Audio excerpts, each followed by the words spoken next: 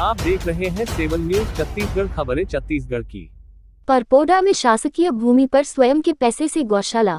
छत्तीसगढ़ के बेमेतरा जिले से इस वक्त एक बड़ी खबर सामने आ रही है। जिले के ग्राम परपोड़ा में शासकीय यानी सरकारी भूमि पर बनाई जा रही एक गौशाला को लेकर ग्रामीणों और प्रबंधन के बीच विवाद खड़ा हो गया है। त्रिलोकी राजपूत द्वारा शासकीय भूमि पर खुद के खर्च से गौशाला शुरू करने की तैयारी की जा रही है।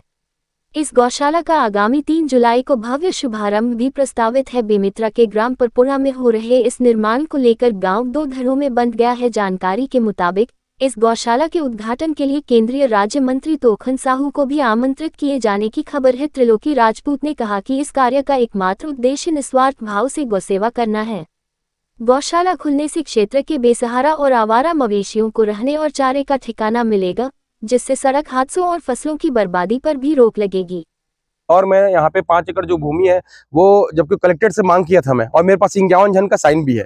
उसमें किसी को मतलब किसी का भी विरोध नहीं है। उसमें ये लोग मना करे, और 3 बार मैं जमीन मांगा इन लोग के लिए, गौशाला के लिए, और अपने वैसे अपने पैसा खर्चा करके वहाँ पे जमीन लगा रहा हूँ मैं।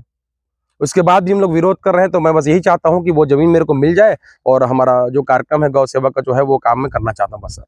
बेरला जनपद के अंतर्गत परपुड़ा में गौशाला खुलने जा रहा है, कैसा क्या है?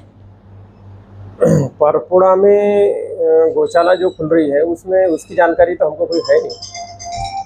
हमारे यहाँ से कोई प्रस्ताव हमने कोई भेजा नहीं गौशाला को, लेकिन हमने इसकी जानकारी लेने के लिए डॉक्टर अनिल शुक्ला को